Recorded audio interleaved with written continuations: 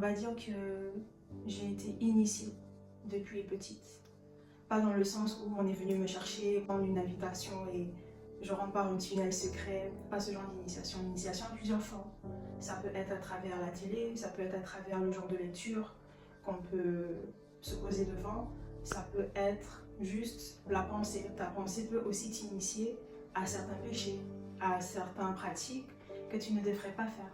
Et depuis petite, mystérieusement, bizarrement, j'ai toujours été attirée par l'obscur. J'ai toujours été attirée par tout ce qui était caché, tout ce qui était occulte, parce que ça me fascinait. Donc j'ai commencé avec les sorcières, j'ai commencé à voir comment elles fonctionnaient. Je voulais voir comment je pouvais fonctionner comme elles. Je commençais à lire des livres où on te conseillait certains sorts, on te conseillait certaines mixtures de tel ou tel élément, comment manipuler les éléments, comment les mettre en ta faveur, tout ce qui était divination, tout ce qui était voyance. Parce que depuis très petite, j'ai une clairvoyance et malheureusement, à cette étape-là, je me suis laissée influencer par tout ce qui venait pas de Dieu. Ça me fascinait bizarrement, comme si c'était une sorte de réclamation du monde obscur et je me suis laissée influencer, on va dire. Et le genre de pratique, c'est pas, il ne faudrait pas voir pratique occulte comme un sacrifice d'animaux au fond de ton garage. La pratique, elle a aussi plusieurs formes. À partir du moment où tu répètes quelque chose plusieurs fois et où tu donnes toute ton intention dedans, ça devient une pratique. Et occulte, parce que c'est caché, parce que c'est quelque chose qui opère dans le monde spirituel.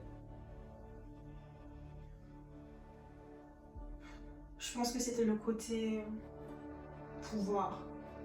L'obscurité a cette tendance à te faire sentir puissante, en fait. Ce côté personne ne sait, ce côté puissance, ce côté intouchable. Et je pense qu'il y a beaucoup d'entre nous, beaucoup d'enfants de Dieu, on a déjà eu affaire à des offres du diable, surtout via les rêves, ou peut-être même en face, où le diable peut apparaître sous plusieurs formes. Et il vient te proposer une offre, il vient te proposer un contrat, il vient te proposer quelque chose en échange de cette puissance-là. Et souvent, dans mes rêves, il pouvait me faire voir, par exemple, des moments où j'étais une très grande prêtresse et je pouvais le ressentir dans mes os. Et c'est tellement fascinant dans le sens psychologique parce que l'être humain a tellement cette prédisposition à tomber dans le mal facilement parce qu'on est né dans le péché. On a chuté loin de la gloire de Dieu, donc le mal, on est familier avec. Et dès que ça se présente devant nous, c'est à ce moment-là qu'il faut résister le diable. C'est à ce moment-là qu'il faut fuir. C'est à ce moment-là qu'il faut surmonter la chair pour pouvoir rester dans l'esprit. Parce qu'au final, c'est ça qui nous protège. Donc c'est tout ça qui m'a poussée à vouloir faire ça, parce que je voulais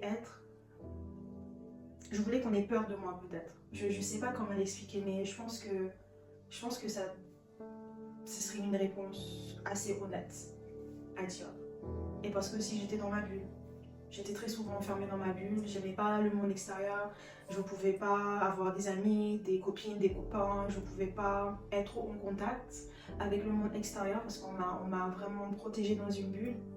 Mais malheureusement, cette bulle, c'est comme une cage au final. Et à force de rester enfermé dedans, tu commences à développer des pensées, tu commences à te fier à ton imagination. Et parfois, cette imagination n'est pas que imagination, ça devient autre chose. Et lorsque j'ai commencé à m'intéresser à l'occulte, j'ai commencé à étudier les différents types de démons, j'ai commencé à étudier les différents types de sorcellerie, les différents types de magie noire. À savoir que magie noire, magie blanche, tout est magie. Il n'y a pas de magie gentille et il n'y a pas de magie noire. C'est des secrets du paradis, c'est des éléments qui sont ancrés dans une intelligence extraterrestre, donc une intelligence d'ange déchu. À partir du moment où tu tapes dans ça, tu es en train de sortir en dehors de la volonté de Dieu parce que Dieu n'aime pas les sorciers. Et aucun sorcier ne peut vivre. Et tous les sorciers ont leur place en enfer. Ils ont leur place dans le lac des flammes. Il n'y a pas de gentil, il n'y a pas de bon. À partir du moment où tu touches dedans, tu es déjà en train de pratiquer quelque chose. Et ça m'a ouvert plusieurs portes. Et petit à petit, j'ai commencé à devenir très sombre, très gore rapidement. Tu pouvais ouvrir mon ordinateur et tu voyais que de la mort, tu voyais que du sang, tu voyais que des trucs des gens décapités, cervelles éclatées au mur. Ça m'a fasciné en fait, ce côté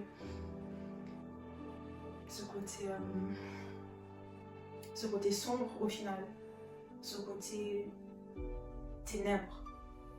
Et petit à petit, j'ai commencé à me faire du mal vers moi-même. Petit à petit, j'ai commencé à voir des choses dans le noir, je commençais à voir des ombres, je commençais à voir des enfants morts, je commençais à voir des silhouettes qui cherchaient à m'attaquer ou à me réclamer, petit à petit. Donc c'est pour ça qu'il faut qu'on fasse attention, parce qu'on pense que c'est juste de la lecture, on pense que c'est juste étendre sa connaissance, mais c'est comme un hameçon. Et petit à petit, ben, c'est comme aller, je sais pas, dans un magasin, on dit tout coûte 2 euros, mais à force de, tu te retrouves à la caisse avec 300 euros. Et tu te dis, mais attends, mais le truc il coûtait que 2 euros. Bah oui, bah à force, tu tombes petit à petit plus en profondeur, en fait. Et c'est là où le diable il te croque et il te tient. Parce que maintenant tu es entouré que par ça et tu t'exposes à des esprits familiers, tu t'exposes à des démons qui vont ensuite venir s'attacher à toi. Tard. J'ai pris conscience très très tard. Parce que quand tu es dedans, tu vois pas. Tu vois pas quand tu es dedans. Et c'est là où, lorsque la parole dit que Satan se fait passer pour un ange de lumière, c'est tellement vrai. Parce que tu as l'impression qu'il n'y a rien de mal. Alors que c'est super dangereux. Et j'ai pris conscience vers mes 31-32 ans. Aujourd'hui, j'ai 35. Donc, il y a juste quelques années. Alors que je suis née dans un foyer chrétien, j'ai demandé à maman que je voulais me faire baptiser à l'âge de 13 ans en immersion. J'ai été enveloppée continuellement par la parole de Dieu. Mais parce que ma curiosité m'a trahi, entre guillemets, je me suis retrouvée à être entourée par plein d'éléments qui ne venaient pas du Père. Et j'ai pris conscience très très tard. Et j'ai pris conscience lorsque j'ai dû tester les esprits pour la première fois. Et quand la parole dit teste tous les esprits, c'est vraiment vrai. Parce que tu ne sais pas qu'est-ce qui vient de où. Et il faut toujours sonder les choses qui sont autour de toi, les gens qui sont autour de toi, même ton propre cœur, même tes propres pensées. Il faut les sonder parce que parfois tes pensées ne viennent même pas de toi. Et tu penses que c'est toi qui penses ces choses-là, mais c'est le diable qui les plante à l'intérieur. Parce qu'il passe la nuit et c'est comme s'il plantait des graines et puis tu te réveilles avec déjà une tige très solide et tu te demandes mais ça vient d'où ce truc? Mais c'est parce que tu n'as pas sondé cette chose-là. Même si quelqu'un vient t'offrir une plante, il faut que tu testes cette plante. Il faut tout tester. Et quand j'ai commencé à tester les esprits qui étaient autour de moi, j'ai dû me confronter à un esprit familier qui était attaché à moi depuis très très très longtemps. Une fée. Tu sais, c'est pas le genre de fée toute mignonne qu'on voit sur Disney Channel ou les dessins animés. C'est un ange déchu, un démon, un esprit, une fée. Et lorsque j'étais confrontée à ça, c'est à ce moment-là où j'ai commencé à prendre conscience à quel point mon âme était souillée en fait. Et à quel point j'étais pas kidnappée par le diable, mais presque. À quel point j'étais dans tout ça.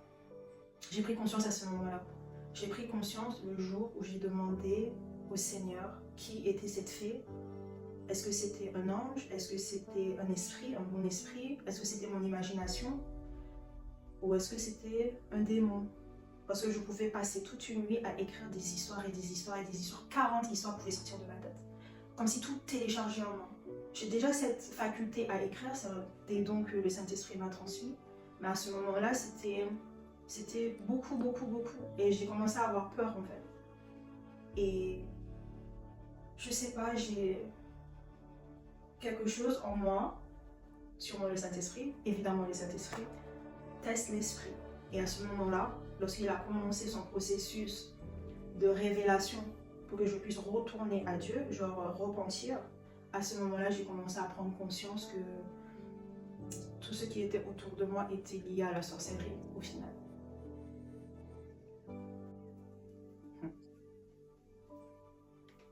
Et il y a un seul nom, hein. Il y a un seul nom qui a été donné sous les cieux, par lequel on est tous sauvés. Et ce nom c'est Jésus-Christ, le Seigneur. Il m'avait envoyé un rêve.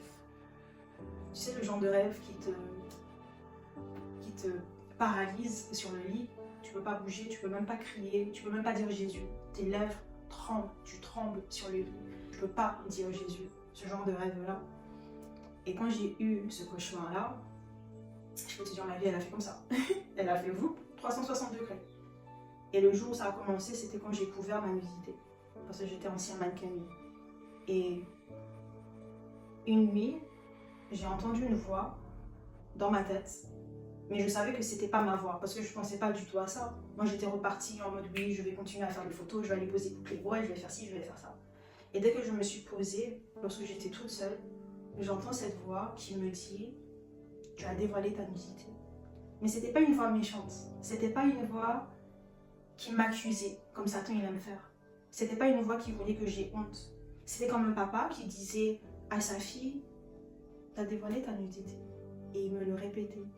Mais tout doucement, avec des écarts pour que moi-même je puisse comprendre ce qui se passait.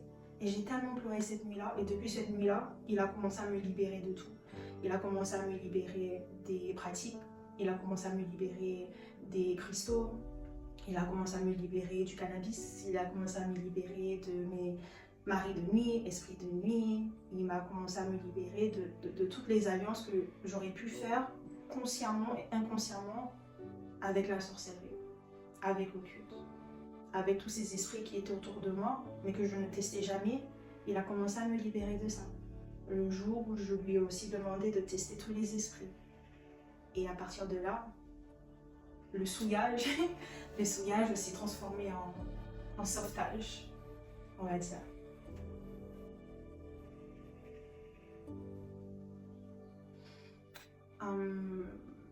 Je dirais que oui, certainement oui. Parce qu'il n'y a rien qui reflète la gloire de Dieu en fait. Il n'y a rien qui reflète l'image de Dieu dans cette fête-là, si on peut appeler ça une fête. Je pense qu'il y a beaucoup de personnes qui ne réalisent pas, surtout les enfants de Dieu, nous les héritiers du royaume. Il y en a beaucoup qui ne réalisent pas qu'on est tellement puissant dans le monde invisible, dans le monde des esprits, qu'on est comme des aimants. On est comme des éponges. Et il faut faire attention à notre environnement, aux gens qui sont autour de nous, parce qu'on absorbe tout. Et tout peut nous croquer, nous manger, parce qu'on a la lumière du Christ qui est en nous. Et lorsqu'on participe à ce genre d'événement, on est en train de jouer avec Dieu et Satan en même temps. On a un pied dans le monde et on a un pied dans le royaume. Et on ne peut pas faire ça, parce que c'est hypocrite. C'est traite, c'est de la trahison. Et lorsque tu vois que beaucoup de sorciers qui pratiquent le culte, pas les sorciers tout mignons sur Instagram, les vrais sorciers qui se réveillent à minuit, 1h du matin, 3h du matin, pour venir t'attacher à des esprits, pour venir voler ta destinée, ta lumière, ta voix, ton étoile, tes bénédictions. C'est ces sorciers-là qui utilisent les éléments de la terre, le sang, les sacrifices pour te emprisonner. Je parle de ce genre de sorciers. Ils adorent Halloween. Et il faut qu'on puisse se poser, qu'on se demande pourquoi. C'est tellement concentré en énergie ce jour-là qu'on ne peut pas participer à ça. C'est comme un concert, comme un festival. Les esprits, les démons, le diable, il aime l'énergie. C'est comme ça qu'il reste fort, parce qu'on les accorde notre énergie et ils mangent ça. So, lorsque tu vas participer à une fête d'Halloween, tu es en train de participer à cette croyance-là, à la croyance de ce peuple-là. Parce que de base, Halloween, il n'y a rien de chrétien, c'est païen. Donc qu'est-ce qu'on fait à fêter ça? Qu'est-ce qu'on fait à pratiquer ce que les autres nations font? Et la parole nous dit qu'il ne faut pas qu'on adopte les pratiques, il ne faut pas qu'on adopte ces fêtes-là, parce qu'on est séparés, on a été écartés de ça. On ne peut pas se mélanger à ça. Et en plus, pendant les fêtes Halloween and all of that, les gens s'habillaient en esprit ou en démons, vampires, zombies, whatever, pour se confondre avec les vrais esprits, les vrais démons qui erraient sur la terre, pour ne pas être attaqués. So, déjà rien que la base de ça, c'est pas bon. C'est pas bon. Je vais vous lire un passage, parce que je n'arrive pas à le dire à la voix haute comme ça. Et j'ai pas envie d'oublier un mot, donc du coup je vais lire un petit mot pour vous. Halloween est basé sur des fausses croyances au sujet des morts et des esprits invisibles. C'est un jour où le mal, le morbide, la perversion et le sang sont glorifiés, maquillés et mis en avant. Un jour où se faire passer pour un démon ou une abomination est permis. C'est un événement où toute personne peut se moquer ouvertement de la foi chrétienne en se faisant passer pour un prêtre démoniaque ou une bonne sœur en chaleur clouée sur une croix. Halloween est une célébration où une adulte de 50 ans peut se déguiser en enfant afin de décliner sa pédophilie en créativité. C'est une fête où tout est perverti, sexualisé, assombri. Si on aspire à hériter du royaume de Yahweh, nous devons nous aligner à ce que sa parole dit et à ne pas divertir les mensonges du diable sous prétexte de vouloir passer un bon temps avec nos amis ou pour ne pas paraître trop religieux à ses yeux.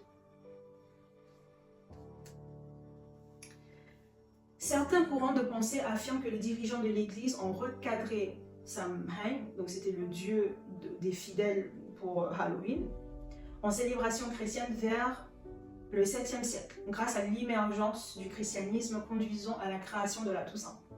Cette journée est célébrée le 1er novembre et commémore les saints et les martyrs. L'objectif était de christianiser les sept païens et au fil des années, cela a réussi, mais les pères d'église leur ont quand même permis de garder Halloween qui se fêtait la veille. L'immigration irlandaise américaine a rendu ce jour sombre très populaire dans les années 1800.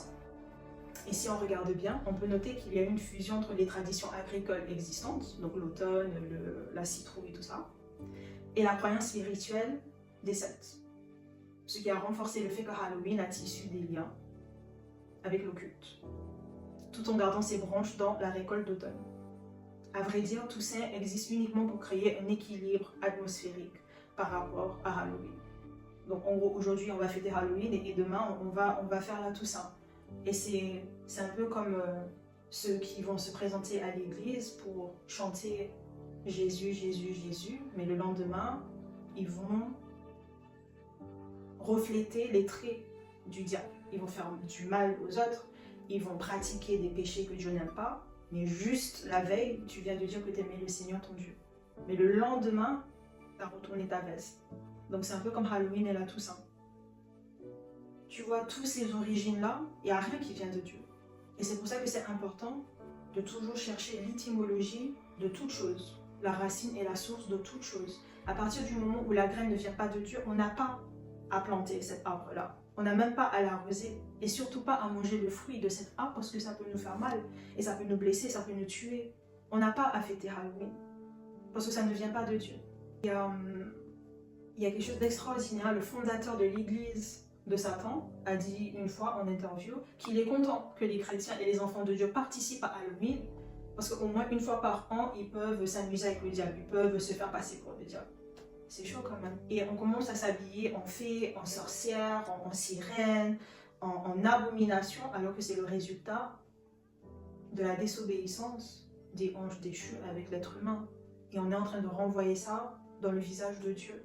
Et le lendemain, on va aller prier à l'église. La veille, tu t'habillais comme un mort vivant alors que tu as déjà été ressuscité en Christ. Mais le lendemain, tu vas aller dire « Je t'aime et je ferai tout pour toi ». Je pense que c'est une forme de trahison. C'est lâche de faire ça. Pour les enfants de Dieu. Pour ceux qui co-dirigent le royaume avec Christ quand même. Et Dieu, il nous réveille tous les jours pour qu'on puisse marcher devant lui à la lumière du jour et dans le monde des vivants. Tu veux t'amuser à faire le mort vivant, maquiller gore avec du sang et dire « Oh mais ça va, c'est pas grave, je vais juste m'amuser ». Ben non, c'est pas amuser. C'est pas ça amuser. C'est comme le drapeau des Pride. Et je vais vraiment dire ça avec beaucoup d'amour pour ne pas offenser qui que ce soit. Parce que Jésus-Christ, il est mort pour tout le monde. Et il veut que tout le monde vienne à lui. On n'est pas mieux que l'autre. Et on a tous chuté très loin de lui. Devant lui, on est tous pareils. Okay? So, je vais vraiment dire ça avec beaucoup d'amour. C'est comme le drapeau du Pride. Ils sont là en train de le flâner devant Dieu. Mais c'est une moquerie. Parce que ce drapeau, on sait d'où il vient. On sait que le symbole, c'est l'arc-en-ciel. Et que Dieu nous a promis de ne jamais nous détruire avec le déluge encore. Ok? À chaque fois qu'on voit l'arc-en-ciel, on sait que c'est Dieu qui nous l'envoie pour nous dire « Ne t'inquiète pas. Ce n'est pas ma colère. Je ne vais plus faire ça.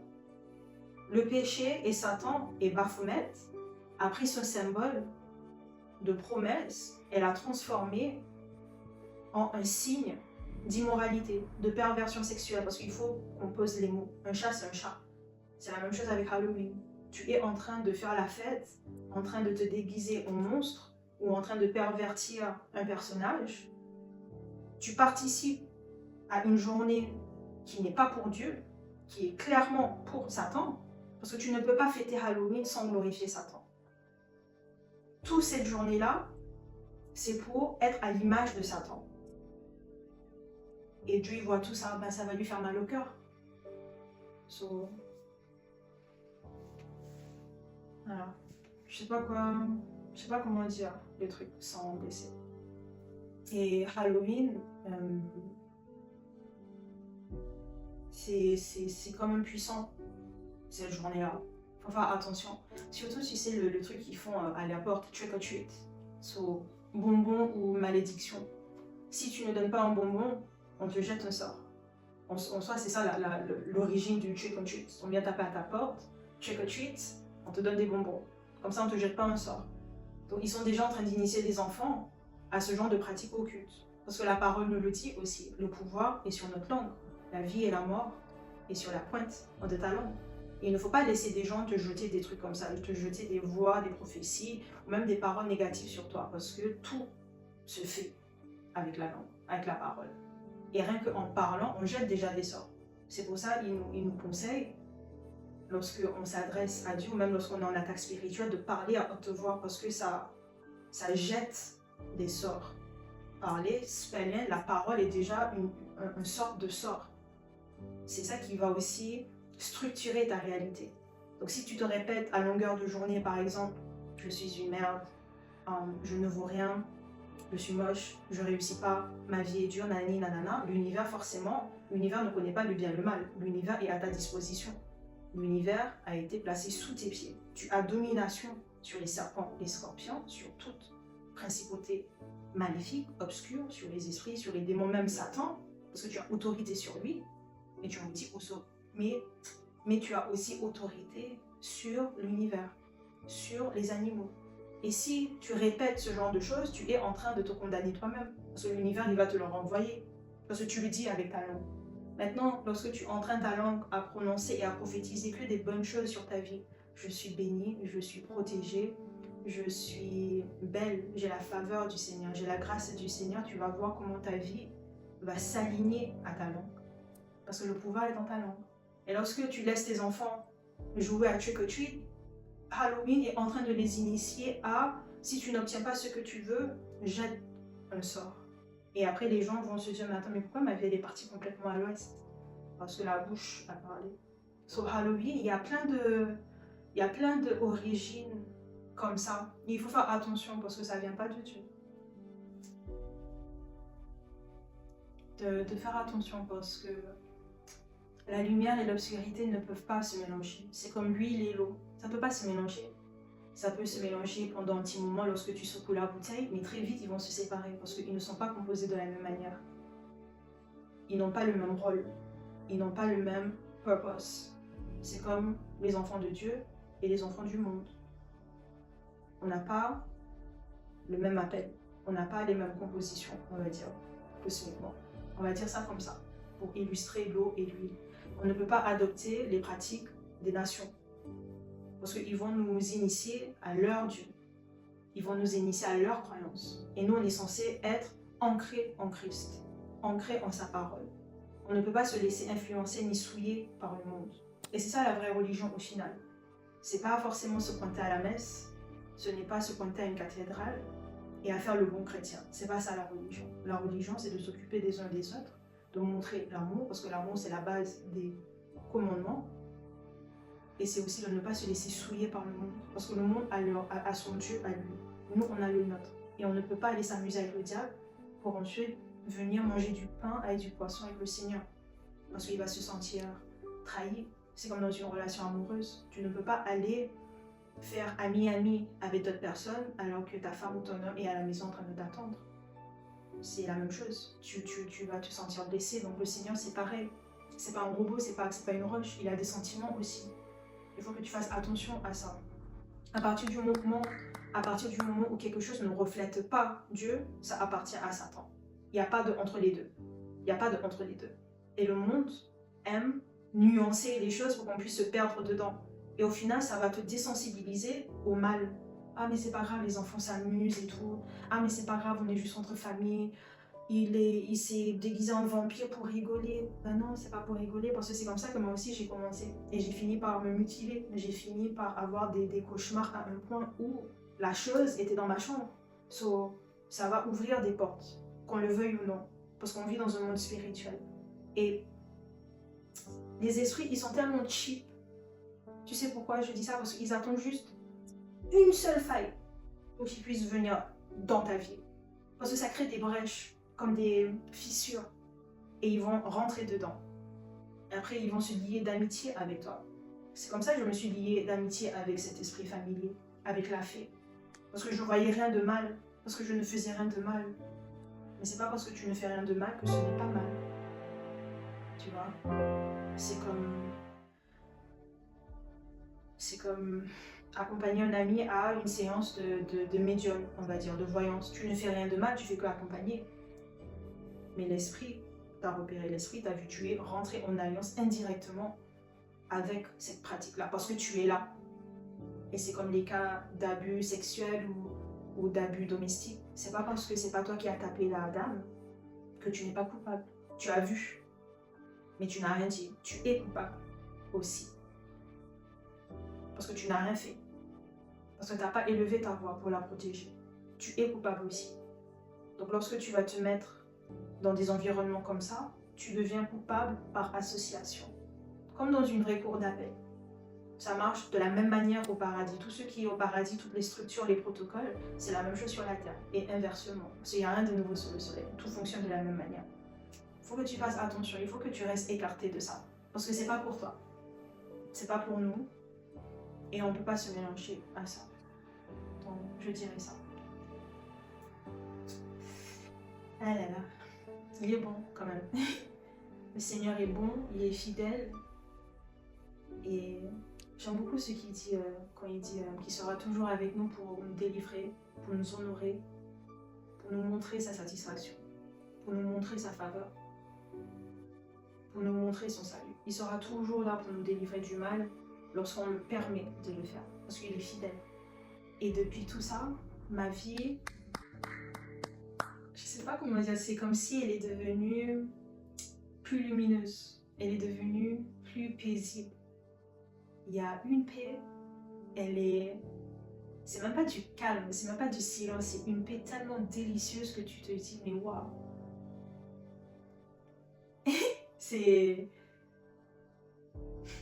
Ma clairvoyance est devenue plus divine, on va dire. Elle est devenue plus en accord avec le Saint-Esprit. Le discernement des esprits va devenir plus pointu, plus précis. Tu vas être dans une paix incroyable en fait. Et tu vas commencer à vivre la parole en fait. Tu vas pas juste la lire, tu vas la vivre.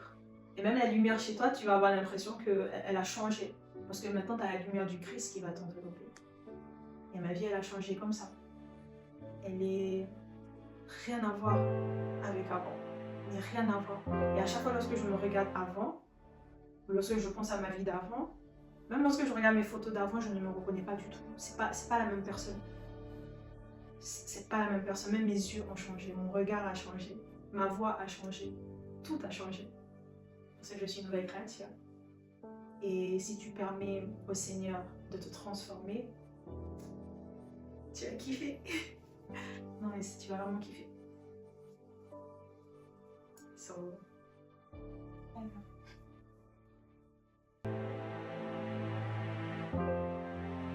Venez découvrir des parcours de vie bouleversants, des témoignages poignants dans l'émission Partage ton histoire, animée par Chantal, tous les lundis à 20h sur EVTV.